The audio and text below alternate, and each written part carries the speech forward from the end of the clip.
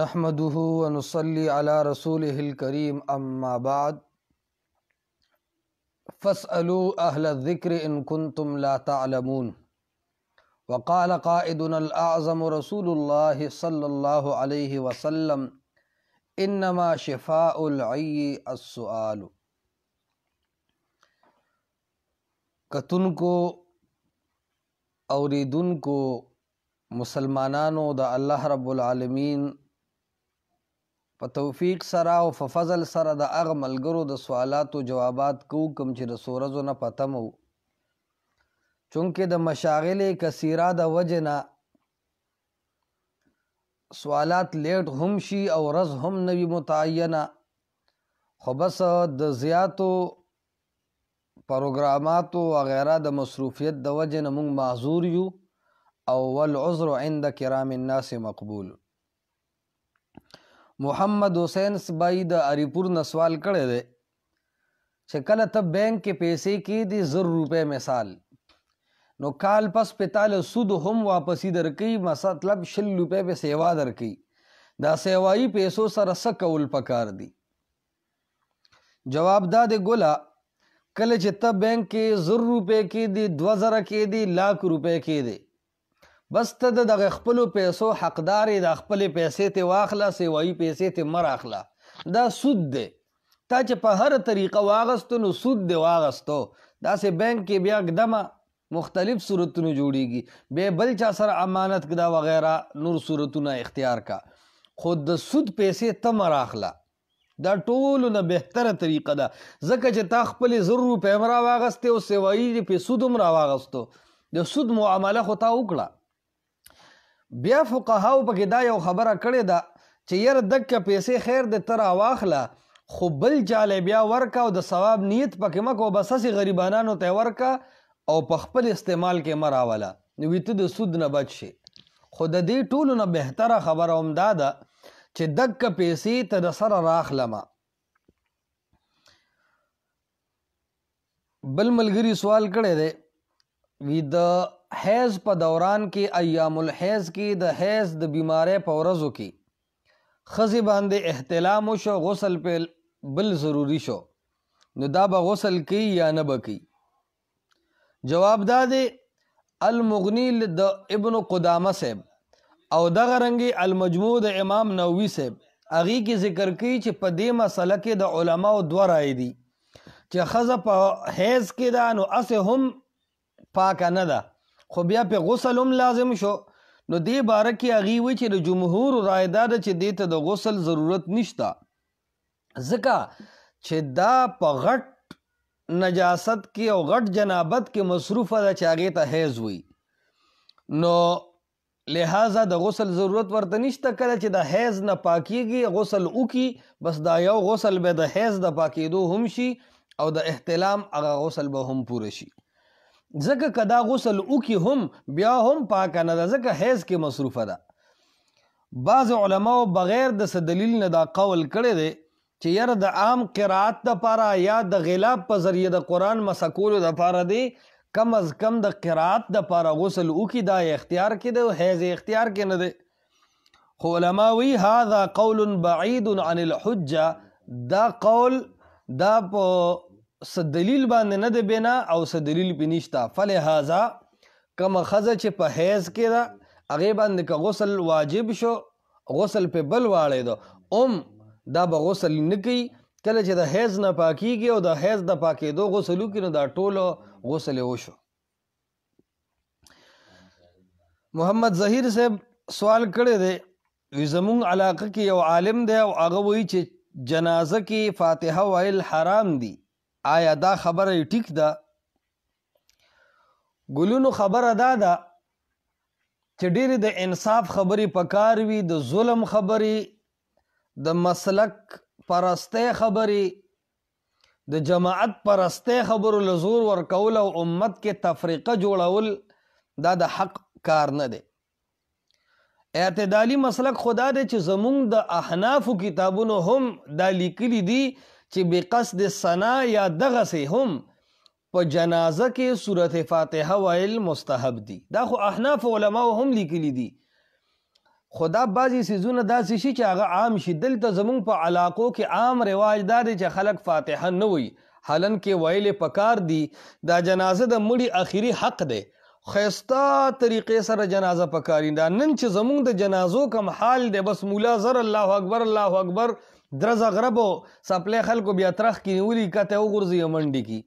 دا غلطه طریقه ده. د مړي اخري حق دی الله ته وجاړه او الله ته متوجه شه، مسنون دعاګانې پکې وایا، فاتحه پکې وایا، ډیر خشوع حضور سره دا جنازه وکا. بهرحال زمون علاقو کې د فاتحه د سورت فاتحه ویلو رواج په جنازه کې نشتا، لیکن په ذخیره د احادیثو د فقه حنفی کتابونو کې د دې ثبوت ملاویږي. سیدنا ابو امامه انصاری رضی الله تعالی عنہ هغه فرمای سنن النسائی، دته نسائی بعض خلک وی دا نسائی دی، کتاب الجنائز 21 باب نمبر 87 باب الدعاء حدیث نمبر 1990 اگے کوئی السنت فی الصلاة علی الجنازة ان یقرأ فی التکبیرة الاولى بأم القرآن مخافتة ثم یکبر ثلاثا والتسلیم عند الآخرة. اگوی السنت فی الصلاة علی الجنازة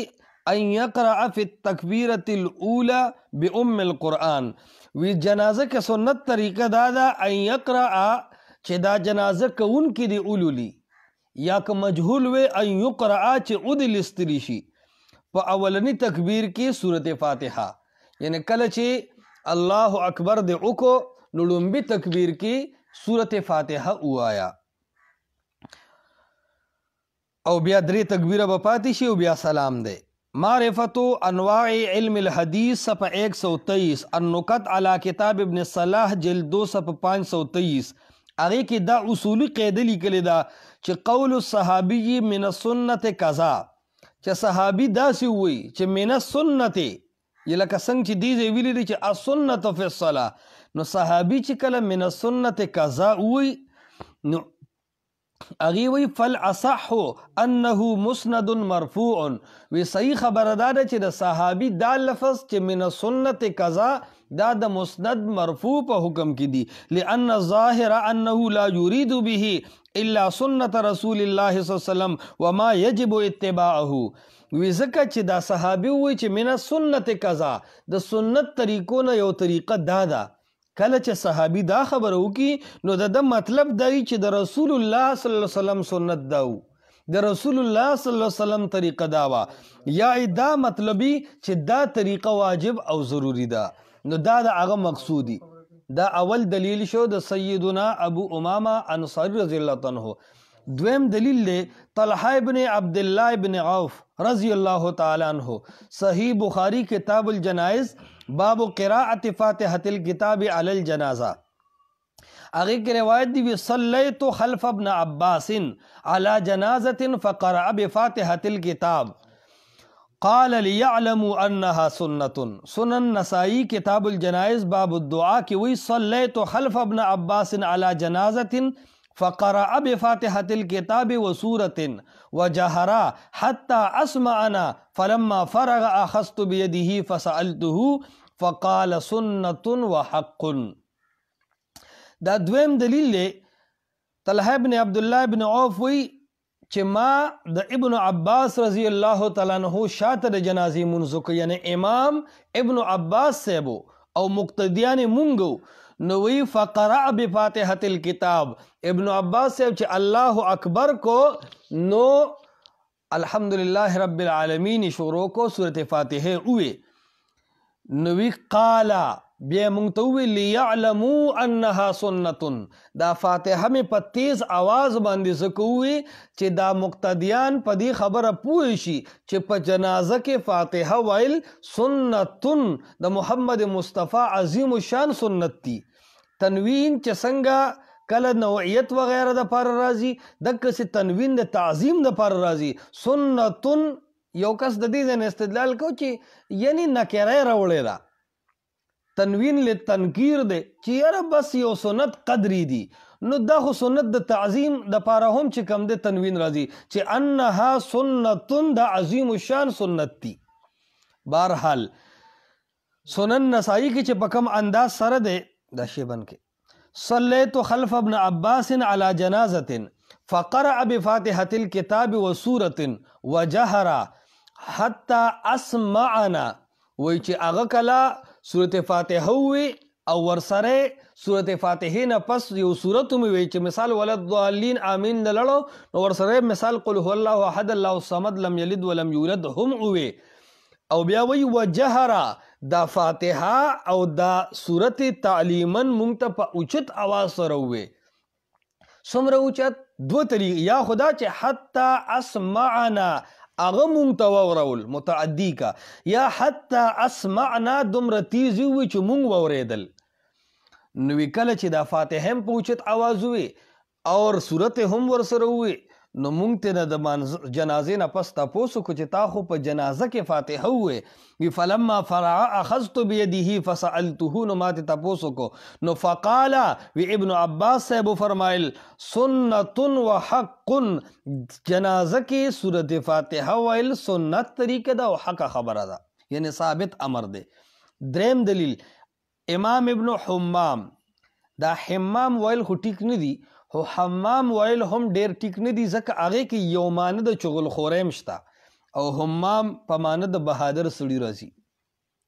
ابن حمام حنفی عالم دی، فتح القدیر جلد 222 کې وی قالو احناف صاحبان داسې وی په جنازه کې سورۃ فاتحه به وي نه وی. احناف داسې وی لا یقرأ الفاتحة الا بنیت الثناء. وی احناف وی چې سورۃ فاتحه به نه وی په جنازه کې بعد سورۃ فاتحه نه وی الا بنیت الثناء، مگر د ثنا په نیت به وی. بیا هم کارو شو چې وی به نو بس ویل ثابت شو. بیا وی ولم تثبت القراءة عن رسول الله صلی الله علیه وسلم، وی د رسول الله سلام نه دا نه دی ثابت، خو الته روایت د ابن عباس خوشتا. سلورم علامہ شرم بلالی رحم اللہ علیہ حنفی عالم دے، امداد الفتاح شرح نور الیزا 2519 اغوی وجازت قراءة الفاتحة بقصد الثناء كذا نص عليه عندنا. شرمبلالی سے بهم وی چی جازت قراءة الفاتحة بقصد الثناء كذا نص عليه عندنا، چی سورت فاتحہ پا جنازی کے وائل پنیت دا ثنا سرا دا جائز دی. كذا نص عليه عندنا وی احناف پا دی خبر تصریح کرے دا. پنځم دلیل شیخ عبدالقادر جیلانی رحم اللہ علیہ الغنیہ کی ذکر کی جلد 20410 اغوی فیکبر 4 تکبیرات. دا جنازہ کون کے بس سلور تکبیر کی، یعنی جنازہ کے سلور تکبیر دی. بیا وی یقرأ فی الاولا الفاتحہ، پڑھنبی رکعت کے بس سورۃ فاتحہ لستلی شی، یعنی سورۃ فاتحہ پر جنازہ کے مستحب او سنت تا. شپږم خبره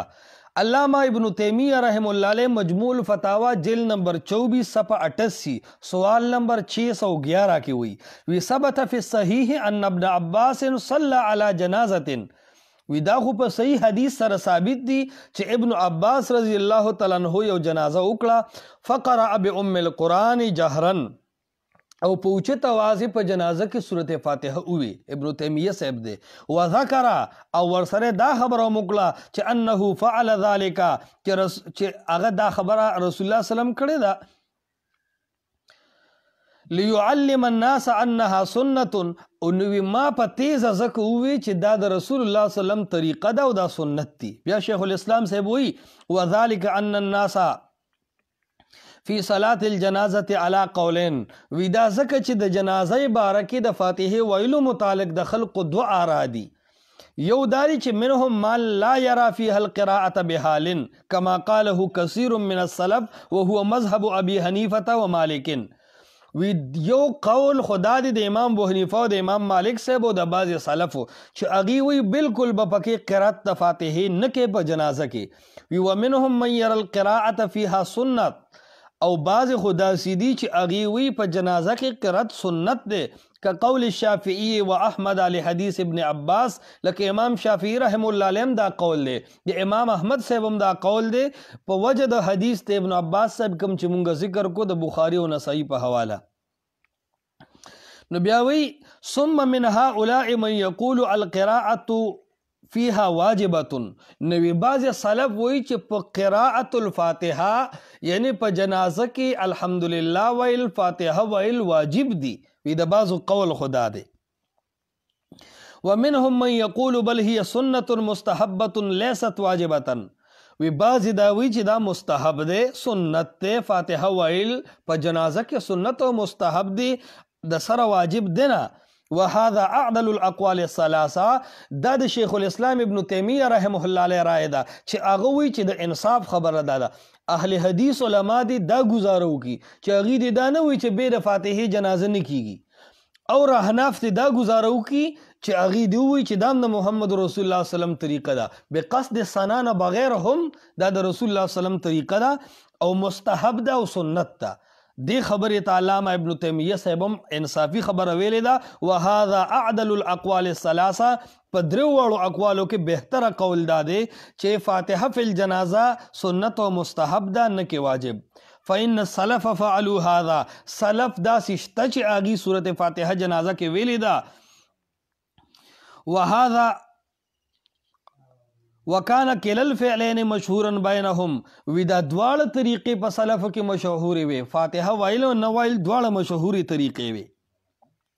بیا وی کانو دا سلف چې وو یصلون علی الجنازه بقراءه وبغیر قراءه کله به سورۃ فاتحه وی کله به نوی یا معتاد امام مالک کتاب الجنائز کی باب دے باب ما یقول المصلی علی الجنازه د سیدنا ابن عمر رضی اللہ عنہ طریقے دا ذکر کردہ چې کان لا یقرأ فی الصلاة علی الجنازہ چې ابن عمر صاحبہ پا جنازہ کے فاتحہ نوی لہذا دا قول پا مرتبہ دا وجوب کے ندے دا استحباب و سنت کے دے وہ محبرہ شاہ ولی اللہ صاحب حجت اللہ البالعہ کتاب الجنائز جلد 235 کے وی ومن السنتی قراءة الفاتحة لأنها خیر الادعیت واجماها وی سنت طریقہ دادا چې جنازہ کې فاتحه وایا زکا دا ډیر جامع دعا ده سورۃ فاتحه اسه هم تعلیم المسأله او تعلیم الدعاء سورۃ الدعاء ورته وی نو جنازه کې فاتحه وایا دا ډیر جامع ده اتم خبر علامہ عبدالحی لکھنوی صاحب عمدۃ الرعایہ جلد 253 حاشیہ نمبر 9 اغوی هذا الاقوى دلیلا یعنی دا فاتحه ویل په جنازه کې په اعتبار د دلیل مضبوطه خبره ده وهو الذي اختاره الشرمبلالي من اصحابنا والف فيه رساله ودا خبره احناف کې علامه شرمبلالي صاحب د نور لزا غوړه کړی دا او په دې باندې هغه رساله لیکلې ده رساله تذکرہ را روانه ده د رسالې نوم یې النظم المستطاب لحکم القراءة في صلاة الجنازة بأم الكتاب دا رساله ده د اغي او په دې مسله باندې لیکلې ده نو هغه وایي چې جایز دی ویلې بلکې بهتر دی التعلیق الممجد جلد 212 حاشیہ نمبر 9 کې ويحتمل ان يكون نفيا للزومه وی احتمال لري چې دا فاتحه نه ویلو کم قولونه دي دا صرف د دې لپاره دي چې دا فاتحه په جنازه کې لازم مګړه نور ویلې پکار دي فلا يكون فيه نفي الجواز وی نفي د لزوم مستلزم نه د نفي د جواز لره وإليه مال حسن شرمبلالي من متأخر أصحابنا حيث صنف فيه رسالة سماها بالنظم المستطاب لحكم القراءة في صلاة الجنازة بأم الكتاب بياوي ورد فيها على من ذكر الكراهة بدلائل شافية وي پا اغا چا باندې رد کړي دي دی حنفی عالم پا اغا خلق رد کړي دي چې اغي وي چې په جنازه کې فاتحه ویل مکروه دی یا حرام دی په هغه خلکو باندې رد کړی دی بدلائل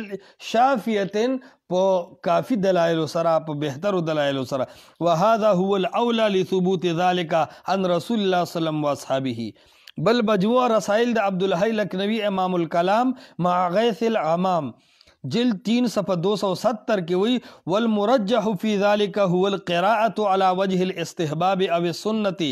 او السنية لثبوت ذلك بالاخبار المتواردة وهي وان كان بعضها ضعيفة لكن اذا ضم بعضها الى بعض يعطي الوثاقة والقول بالكراهة مطلقا أو بالكراهة بنية القراءة لا بنية الصنع لا يدل عليه دليل بأحد وجوه دلالته. عبدالحی لکنوی صاحب وی چې والمرجح في ذلك هو القراءة على وجه الاستحباب او السنية وی چې د احادیثو ته وکتلی شي نو د انصاف خبره ده چې په جنازه کې فاتحه ویل د استحباب او د سنت په مرتبه کې دا ډیره بهتره ده. بیا وی والقول بالکراهه مطلقا او بالکراهه بنیة القراءة لا بنیة الصنع لا يدل عليه دلیل. که څوک وی چې یاره مطلقا فاتحه په جنازه کې مکروه ده یا دا وی چې په نیت د ثنا نه علاوه په نیت د قراءت مکروه ده وی لا يدل عليه دلیل بأحد وجوه الدلاله. وی څومره چې وګوري د یو دلیل نه د یو استنباطي طریقې نه هم د فاتحې مکروهوالی نه ثابتېږي. حاصل دا دی انصاف دا دی ظلم نه دی پکار. اغه خبره دی عوامو ته کول پکار دی چې سبا په د رب په مخ کې نیولې نه الله خو تعالی علم دی لپاره درکړی دی چې ته حق بیان کې دا نه چې ته حق پټ کې یا د حق د پټولو دپاره داسې لارې اختیار کې چې حق پرستم په بدنام کې وغیتم صغرا او کبرا جوړه کې او عوام هم وایي چې یاره ښه ملا دی ناشنا طریقې سره ارادو کو نو داسې نه ده پکار د انصاف خبرې پکار دي. مجموعه د کتابونو دا د سنن النسائی کتاب الجنائز حدیث نمبر 1990 معرفت انواع علم الحدیث صفحہ 123 النکت علی کتاب علی ابن الصلاح جلد 2 صفحہ 523 صحیح بخاری حدیث نمبر 1335 فتح القدیر جلد 2 صفحہ 122 امداد الفتاح شرح نور الازا صفحہ 619 الغنیہ دا شیخ عبدالقادر جیلانی مجموع الفتاوی دا علامہ ابن تیمیہ جلد 24 صفحہ 88 موطا امام مالک کتاب الجنائز الاستذکار الجامع لمذاہب فقہاء الامصار جلد 3 صفحہ 40 حجت اللہ دا شاہ ولی اللہ جلد 2 صفحہ 36 عمدۃ الرعایہ جلد 1 صفحہ 253 حاشیہ نمبر 9 التعلیق الممجد جلد 2 صفحہ 112 مجموع رسائل ابن الحی لکنوی امام الکلام مع عیس الغمام جلد 3 صفحہ 270 کے پدے مسئلو باندے بحث کرے دے. بل ملگری سوال کرے دے و امام چې کله په تلوار منځ کوي سړی ورپسې نه رکوع رسولی شي نه سجده رسولی شي او ډیر زر زر یو امام منځ کوي نو مقتدی به داسې امام پسې منځ کوي که ځان نه به منځ کوي؟ جواب دا دی ګلابه چې منځ مزین کول او ښایسته کول پکار دي. د هغه خلکو الله صفت کړی دی الذین هم فی صلاتهم خاشعون چې منځ په خشوع سره کوي رکوع سجده قومه جلسه قیام قرات په مسنون طریقې سره کول پکار دي. د منځ نه ټوکې جوړول نه دي پکار. دا خو د خوشحالۍ موقع ده چې ته راغلې او خپل رب ته ودرېدې چې خپل رب ته ولاړې نو ټونګې د چرګانو په شان وخل دا ښه طریقه نه ده. که چېرې د محلې امام هغه منځ صحیح نه ادا کوي نو لومبۍ طریقه دا ده ته لړ شه او بله محله کې د جمع منځ وکړه خو جمع مه قضا کوه. که چرته کې بلې محله کې د جمع د منځ ترتیب نه نو لړ شه کور کې بیټک کې دکان کې په جمع منځ وکړه. خو که دا ټول صورتونه نه نو بیا هم هغه امام پسې منځ مه کوه چې هغه زر زر منځ کوي په تلوار سره یا حروف صحیح نه دي یا په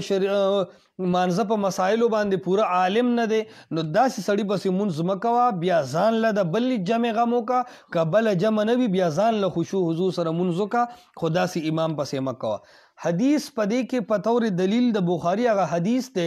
یو سړی راغی نیت وتړو ګیره کیم ګوتې والی رکوع سجده هم لنډ لنډ وکړو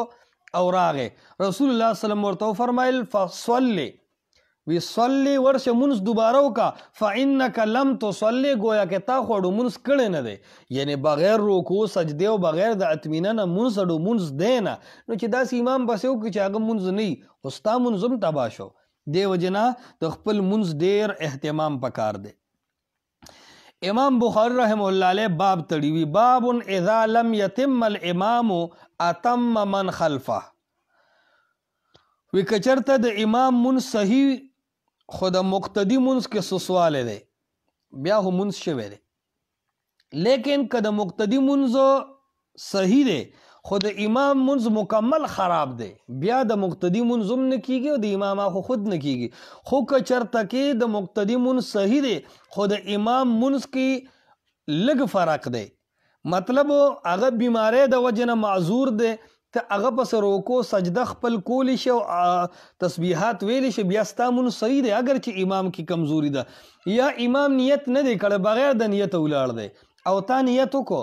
نو امام منځ نه دی شوی خو ستا منځ شوی دی اتم من خلفه رستنی خلق د خپل منځ پوره کی د دغه باب مطلب امدا دی مسلم شریف کې حدیث دی نبی علیہ السلام ابو ذر غفاری رضی الله تعالی عنہ ته وی دا خلق غفاری وی غفاری ټیک نه دا غفار قبیله ده ابو ذر غفاری رضی الله عنہ ته نبی علیہ الصلوۃ والسلام فرمایل چې تا به سحالی په هغه وخت کې کله چې داسې امامان په تاسو باندې مقرر شي یمیتون الصلاة عن مواقیتها چې هغه امامان منځونه مړه کوي منځونه قضا کوي د خپلو اوقاتونه نبی علیہ السلام ورته فرمایل چې کله داسې حال شي چې امامان د خپلو اوقاتو د سنت طریقې خیال نه ساتي نو صلی صلاتک فی وقتها ته خپل منځ په ټایم کوه او بیا وی فإن ادرکتها معهم کته د مجبورین د داسې امام باندې واړی دی چې هغه د منځ خیال نه ساتي نو پیغمبر علیه السلام ورته فرمایي ته ځان له منځ په ټایم کوه د مجبورین هغه سره ودرېږه ځکه حجاج بن یوسف پسې به چا منځ نه کوو غربول وی وي تا ما پسې منځ ولې ونه کو نو بیا په داسې صورت کې به ته مجبورین هغه پسې ودرېږي نو ځان له منځ وکړه هغه د فرض دی د امام پسې د گویا کې یو نفل منځ شو امام به منځ بیخي لنډ هم نه کوي او بیخی به اوږده یم نه ځکه معاذ بن جبل رضی الله تعالی عنہ یو ځلې منځ کې بقره شروع کړه چې سورت بقره شروع کړه نو حزم رضی الله تعالی عنہ د منځ دوران کې واپس شو لړو د الله حبیب ته فرمایل چې اے الله رسوله سیدنا معاذ خو ډېر اوږد منځ کوي ډېر ستړي کړم خلق د سفر په حالت کې خلق بیمارانی خلکو ته مصروفیاتی او دې منځ دومره اوږد کوي نبی علیہ الصلوۃ والسلام په هغه غرض باندې په ډېر ګرم تقریر وکړو غوسه کې تقریر وکړو او بیا فرمایل ان منکم منفرین بعض خلک تاسو کې داسې دي چې خلک د منځ نه متنفره کوي یعنی منځ به دومره نه اوږد دی خیال به ساتي خو دومره لنډ هم نه چې بس ټونګي وي او ارکان پوره نشي ځکه الله قرآن کې فرمایي حافظوا علی الصلوات د خپلو منځونو حفاظت وکړئ یعنی دا په صحیح طریقه وکړئ بل ځای فرمایي فویل للمصلین الذین هم عن صلاتهم ساهون هغه منځ کوونکي د هلاک شي چې خپل منځ نه بې پروایي نو حاصل د سوال دا دی چې کله امام په سکون منځ نه کوي داسې زر لګیږي چې د هغه شاته تم اقتدا سمه نشي کولی که هغه زر کوي خو شاته ته اقتدا سمه کولی شي نو اتم من خلفه د امام بخاري د باب نه معلومیږي چې ستا منځ شوی دی خو که نه شاته ته منځ نشي رسولی او هغه منډې وي بیا ځان له منځو کا داسې امام پسې منځ مه کوه بل ملګري سوال کړی دی چې یو سړي سره یو سړی باندې زکات لازم شو خو د چاته پیسې دي دی ورته وایي چې بس پیسې مه راکوه عام زکات کې کټ کړې یعنی قرض مال کې زکات کټ کول څنګه دي جواب دا دی چې زکات به ته د هغه مال نه ورکې چې تا په یو سړی مالک جوړ کو چې هغه دې په مالک نه جوړ کړي اسې دې ورته وایي چې تا ته زما 50 روپۍ وي او هغه زکات کې قبول کا او تا د خپل ټوټل زکات نه 50 روپۍ کټ کړي چې گویا کې دا ما ادا کړي مکه ولا کدا شي نو دا ټیک طریقه نه ده دا غلطه طریقه ده ځکه قرآن وی ولا تیمموا الخبیث منه تنفقون وی د ردی مال نه خرچ مکوي چې کم مال ستا په لاس کې نه دی او په قرض کې مصروف دی اخو گویا کې خبیث مال دی هغه ستا ملک نه دی کله چې ستا ملک نه دی نو هغه مه ورکوه بلکې کم چې د لاس کې دي هغه پیسې ورکوئ بهی دا زکات دی تا ته زما قرض هم شته خو دا پیسې په زکات کې واخله لن تنالوا البر حتى تنفقوا مما تحبون کم مال چې خرچ کې هغه به ستا محبوب مال وي. تر څو چې د خپل محبوب مال نه خرج کړي تاسو کمال د نیکۍ ته نشئ رسېدی. نو قرض مال خو محبوب نه، نغد مال محبوب دی. نغد مال سړي ته خوښ دی. نو نقد پیسې چې کم دی هغه ورکا، قرضو کې زکاتونه مه کټ کوه. چې چاته مثال ته دا ووایې چې یاره تا باندې خو زما 5000 روپۍ دي او په ما باندې 1000 روپۍ زکات فرض دی، لہذا دا 1000 روپۍ ته زکات کې ګټ کا او 4000 مې راته پاتې شوې. دا طریقه ټیک نه ده. دې کې ښه طریقه علامه ابن تیمیه رحمت الله علیه لیکلې ده. هغه وایي چې ته چاته پتا به ستا په یو سړي باندې مثال 50000 روپۍ قرض دي. ابن تیمیه صاحب وایي داسې وکړه چې ته خپل د زکات پیسو نه 50000 روپۍ هغه له ورکړه. تا وله ورکړې په هغه ټایم باندې یا یو ورځ دوه پس ورته ووایه چې بهی پتا خو زما 50000 روپۍ قرض هم دي، 10,000 روپۍ ته خپلو ضروریاتو کې ولګوه چې ما که مې درکړي دي هغې نه 40000 روپۍ راکه، نو ستا به قرض هم خلاص شي او زما زکات هم ادا شو ځکه چې پیسې ما مخکې درکړي دي. نو دې کې دې 2 فایدې وکړې. یو خو دا چې زکات دې ادا کو،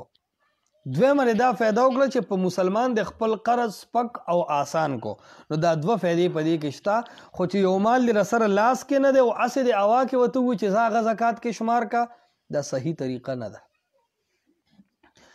بل ملګري سوال کړی دی، وی شیعه ته صدقه ورکول څنګه دي یا غیر مذهبه ته صدقه ورکول څنګه دي؟ ګوره قرآن کریم کې اول خدا سو چې دی شیعه د غیر مذهبو ته کافرانو ته به د زکات مالونه هم ورکول، دې لپاره چې دی اسلام ته مایل شي. خو لیس علیک هداهم د لاندې مفسرینو بیا دغه تفصیل ذکر کړی دی چې الله ورته وفرمیل تا باندې خو د دې هدایت څه ضروري او لازم نه دی، که ایمان راوړي ښه ده، کني جهنم بیا دې لپاره تیار دی. نو عامه مسله علما دا ذکر کوي چې نفلی چې فرضي صدقات یعنی زکات او سرسایه دا خو به غریب سړي ته ورکې او مسلمان ته به ورکې. علما وایي بدعتي سړي ته به بدعتي امام ته سرسایه او زکات هم مه ورکوه، دا نیک عالم نیک انسان ته او غریب ته ورکه. د صدقاتو باره کې د نفلي صدقو باره کې علماو دا ویلی دي چې یاره دا بادشاه ته او مالدار سړي ته هم ورکولی شي او غیر مذهبه ته هم ورکولی شي. دا خبره تر یو حد ټیک ده، لیکن بیا هم نن سبا غیر مسلمو ته یا شیعګانو ته خپلې صدقې ورکول نفلي زکات ورکول هم ټیک نه دي، ځکه چې هغه نن د اسلام خلاف قوتونو کې استعمالیږي او ستا په پیسو بیا تعالی خپې وي. نو دې کې بهتره خبره دا ده چې که نفلي صدقه وي او که فرضي وي دا غریب له ورکه او هغه غریب له چې دیندار وي صحیح مسلمان وي. ځکه قرآن فرمایي ولا تعاونوا علی الاثم والعدوان، د ګناه په کار کې به د یو بل امداد نه کوي. اوس چرسي او پوډري له چې زکات او یا صدقه ورکې هغه خو د ګناه کار کوي، چرس او پوډر به پې اخلي، نو دا خو نور ګناه شو. یا د غیر مذهبه له ورکړي شیعه له ورکړي هغه به د اسلام خلاف پرچار کوي، دا خو نور هم لوی ګناه شو. بس د بل ملګري سوال کړی دی، وی خواهی محارمو کې راضی کنا یعنی د خواهی نه پرده کول ضروری دی یا نه؟ جواب دا دی چې خواهی دا په محارمو کې شامل ده، دې سره نکاح حرام دی او چا سره چې نکاح حرامي د هغې نه پرده نشته، یعنی مواضع الزینت د ښایست ځایونه هغې ته کتل جایز دي. د خواهې سر ته کتل جایز دي، د سر ویښتو ته، د خواهې مخ ته کتل هم جایز دي، خواهې لاسونو څنګلو ته کتل هم جایز دي، د خواهې خپو ته هم کتل جایز دي، لاس ملاول هم خواهې ته جایز دي. دغسې بطور د ضرورت مسه کول، لاس پکې خودل، سلام کول، د محبت د وجې نه ښکلول، دا څیزونه جایز دي. ځکه قرآن کریم ویلی دی و امهات نسائکم، ستاسو د ښځو میندې یعنی د ښځې مور ته خواښې وي. الله وایي دا په تاسو حرام کړي شوي دي، چې کله حرام کړي شوي دي نو دې ته کتل جایز دي. البته په نیت او په نظر د شهوت سره کتل نو دا خو خپلې لور ته او مور ته هم کتل حرام دي، نو خواښې ته خود به طریقې ولا حرام دي، خو عام طور دې ته کتل او مسه کول جایز دي چې نظر او نیت د شهوت ورکی نوي. بل ملګری سوال کړی دی عدنان د دیرنا چې د خشوع د پیدا کولو د وجې نه په مانځه کې سترګې پټول څنګه دي؟ جواب دا دی چې الله رب العالمین ته غوره هیئت او خوښ کړی شوی هیئت دا دی چې سترګې د کلاو وي، معمولی مړاوي دي، یا مخامخ ګوري یا د سجدې ځای ته ګوري. دې ته حدیث کې فاتر الطرف ویلی دی. هغه انسان چې د عاجزۍ شکل اختیاري، سترګې بندول او پټول په مانځه کې ډیر زیاتې، دا د عاجزۍ والا شکل نه دی. علماو صرف دومره لیکلي دي چې کله د خشوع خرابېږي د یو څیز د مخامخ تېرېدونه نو بیا سترګې پټې کا. خو عام طور مسنون طریقه دا ده چې سترګې پټول ټیک نه دي. کلاو سترګې او مړاوې سترګې د سجدې ځای ته کتل، مخامخ کتل، دا ټولو کې بهتره طریقه ده. بل ملګري سوال کړی دی وی حنان نوم کې خودل څنګه دي؟ جواب دا دی چې حنان نوم کې خودل ټیک دی. یحیی علیه السلام متعلق هم الله فرمایي وحنانا من لدنا وزکاه. واخر دعوانا الحمدلله رب العالمین. کوم ملګرو سوالات چې پاتې شو انشاءالله هغه به آینده نشست کې وایو.